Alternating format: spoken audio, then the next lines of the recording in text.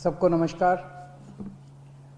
पिछले महीने जब दिल्ली में बहुत तेज़ी से कोरोना के केसेस बढ़ने लगे और हम सब देख रहे हैं कि ये वाली कोरोना की वेव कितनी ख़तरनाक है, बहुत ज़्यादा संख्या में इसमें लोग सीरियस हो रहे हैं, अस्पतालों की ज़रूरत पड़ रही है, आईसीयू की ज़रूरत पड़ रही है, काफ़ी ज़्यादा लोगों की मौत भी हो रही है। तो 20 अप्रैल को मजबूरी में हमें दिल्ली में लॉकडाउन लगाना पड़ा था। केसेस लगातार बढ़ते जा रहे थे।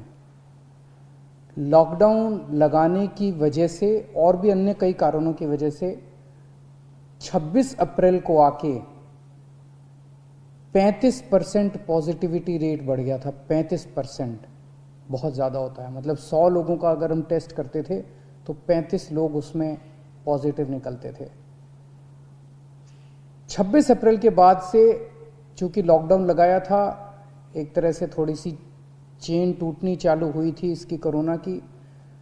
26 अप्रैल के बाद से धीरे धीरे केसेस कम होने चालू हुए और अब पिछले 1-2 दिन के अंदर 23%, 35% से 23% पॉजिटिविटी रेशियो आ गया है। तो केसेस कम होने चालू हुए हैं दिल्ली के अंदर। इसमें आप सब लोगों का बहुत ज़्यादा सहयोग रहा। दिल्ली के लोगों ने जम के सहयोग किया। आप लोगों ने लॉकडाउन का पूरी तरह से पालन किया और ये हम सब लोगों की, अपने परिवार की ज़िंदगी और उनके स्वास्थ्य की बात है। हम किसी पे, कोई भी किसी पे एहसान नहीं करा, हम सब के अपने लोगों के स्वास्थ्य की और ज़िंदगी की बात है। इस लॉकडाउन के पीरियड को हमने संसाधन, हेल्थ इंफ्रास्ट्रक्चर को और मजबूत करने के लिए इस्तेमाल किया। कई जगह नए ऑक्सीजन बेड्स तैयार किए गए। सबसे बड़ी दिक्कत दिल्ली में ऑक्सीजन की आई है।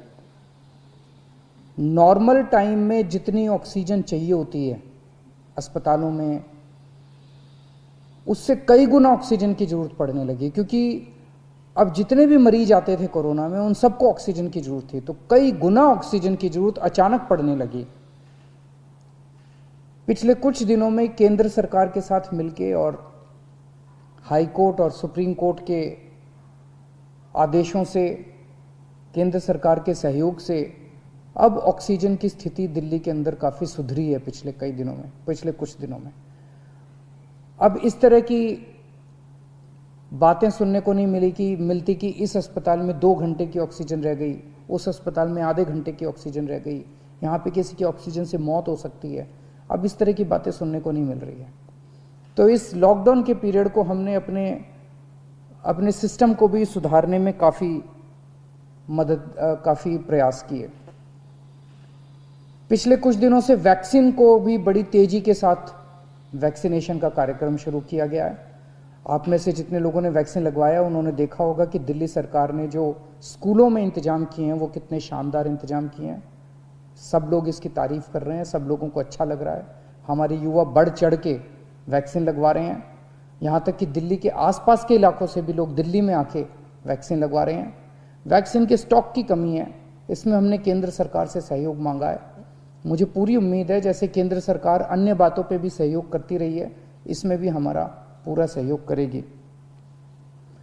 पिछले कुछ दिनों में सब लोगों से मेरी बात हुई है, व्यापारियों से, महिलाओं से, युवाओं से, अलग अलग किस्म के लोगों से बात हुई है और सबका ये मानना है कि कोरोना के केस कम तो हुए हैं लेकिन अभी भी बहुत हैं। 23% अभी भी संक्रमण दर है। अभी ढिलाई नहीं दी जा सकती, अभी समय नहीं आया है ढिलाई देने का। तो सबका ये मानना है कि अभी लॉकडाउन को और एक्सटेंड करने की ज़रूरत है। अभी और इस कड़ाई को अभी थोड़े दिन और बरकरार रखने की ज़रूरत है, नहीं तो अभी जो हमने हासिल किया वो भी ख़त्म हो जाएगा। और जैसा मैंने कहा कि ये इतना मुश्किल दौर है, ये वाली वेव इतनी ख़तरनाक है, इतने लोगों की मौत हो रही है, तो जान है तो जहान है। अगर ज़िंदगी बचेगी तो बाद में और बहुत कुछ कर लेंगे ज़िंदगी में। सबसे पहले इस टाइम ज़िंदगी बचाना है। तो इसीलिए सरकार ने आप सब लोगों के फीडबैक के आधार पे, आप सब लोगों की इसके आधार पे मजबूरीवश अभी 1 हफ्ते का लॉकडाउन और बढ़ाया जा रहा है।